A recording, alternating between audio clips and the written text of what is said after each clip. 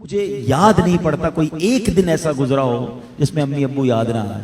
جس کے پاس ہیں پھر کیوں نہیں ان کی خدمت کرتے؟ یہ چلے جائیں گے تو پھر ملنے کے لیے قبرستان جانا پڑے گا, پھر قبر پر جا کر ان سے باتیں کرنی پڑیں گی, لیکن جواب نہیں آئے گا. تمہارے پاس ایک رحمت کا سائبان ہے. اب تو سائنس بھی یہ کہتی ہے 5-6 سال کا بچہ اور 60 سال کا بوڑھا یہ برابر ہوتا ہے.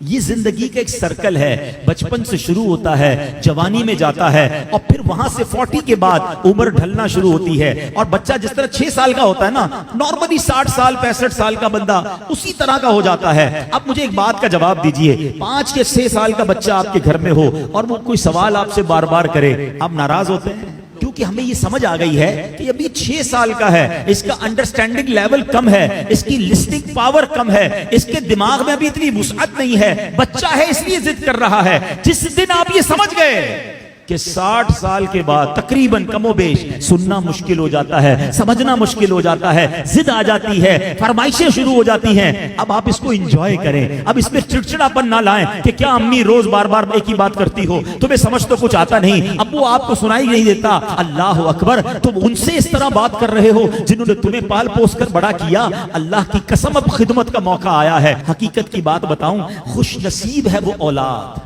جس کو ماں باپ بڑھاپے میں ملے. ارے کئی ایسے ہیں جو ماں باپ کو بڑھاپے سے پہلے ہی کھو بیٹھے ہیں, اور خوش نصیب ہے وہ اولاد جس کو ماں باپ نے خدمت کا موقع دیا.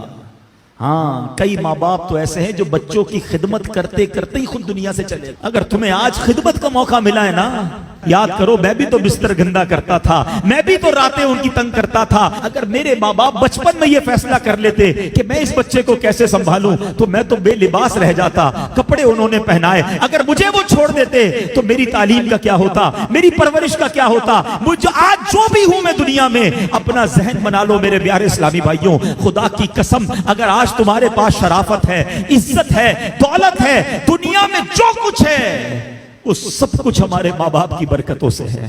ہم کچھ بھی نہ ہوتے اگر ماں باپ ہمارا ہاتھ نہ پکڑتے ہیں. اور آج بوڑھے ماں باپ بوجھ لگتے ہیں, آج ان کی بیماری بری لگتی ہے. آج ماں باپ کو بچہ کہہ رہا ہے میں رات کو دوائی نہیں دلاتا, صبح لے جاؤں گا. اسی بچے کو آدھی رات کو اس کا دوست فون کرے, یار میری موٹر سائیکل خراب ہو گئی ہے, پریشان ہو گیا ہوں. ارے تیرے لیے جان حاضر, ابھی آتا ہوں. دوست کے لیے ٹائم ہے تمہارے پاس, ماں باپ کے لیے ٹائم نہیں ہے. واللہ میں صحیح بتاؤں, ان بچوں کے پیسوں کا نصیب جاگا ہے کہ جن بچوں کے پیسے ماں باپ پر خرچ ہو جائیں. لوگ بچے یہ بھی کہہ رہے ہوتے ماں باپ کو کہ یہ میرے ہیں, میں آپ کو کیوں دوں, میں نے کمائے, تف ہے. یہ کوئی باتیں کرنے والی باپ سے, جس باپ نے اپنے پیٹ کاٹ کاٹ کر ہمیں کھلایا, اپنی خواہشیں مار مار کر. ہو سکتا ہے کبھی بچپن میں کسی کھلونے کی دکان سے ہم گزرے ہوں اور ہم نے کہا ابو یہ کھلونا لینا ہے, باپ کے جیب میں پیسے تھوڑے ہوں, باپ نے اپنے لیے کچھ خریدنے کا سوچا ہو, مگر سوچا ہوگا کوئی بات نہیں جوتے نہیں لیتا, کوئی بات نہیں آج یہ والا کھانا نہیں کھاتا, بچہ رو رہا ہے اس کو کھلونا دلا دوں. انہوں نے ہماری خواہشیں پوری کی, اور آج بچہ یہ کہہ رہا ہے کہ یہ پیسے میرے ہیں. یقین کرو تمہارے پیسوں کا نصیب جاگا ہے اگر کسی طرح تمہارے ماں باپ پر تمہارے پیسے خرچ ہو جائیں. اس سے اچھا میرے پیسوں کا اس سے اچھا مصرف کیا ہے کہ یہ پیسہ ماں باپ کی خدمت میں خرچ ہو جائے. لیکن آج جو واقعات سننے کو مل رہے ہیں دل دہل جاتا ہے. ہم نے علماء کی کتابوں میں پڑھا ہے کہ بیٹا والد کے ساتھ ایسا بہیو کرے, اس طرح زندگی گزارے جیسا آقا کے سامنے غلام ہوتا ہے. مگر آج سننے کو جو باتیں مل رہی ہیں نا کہ بوڑھا باپ بیٹے کے آگے غلام بنا ہوا ہے. وہ اولاد کیسی ہے, زبان لٹک نہیں جاتی جو ماں باپ سے ایسے بات کرے. حق یہ ہے کہ اولاد کو ڈرنا چاہیے کہ کہیں میرے ماں باپ ناراض نہ ہو جائیں. حدیث پاک ہے, میرے آقا علیہ الصلوۃ والسلام فرماتے جس کا مضمون ہے ماں باپ ہی تیری جنت ہیں, ماں باپ ہی تیری دوزخ ہیں.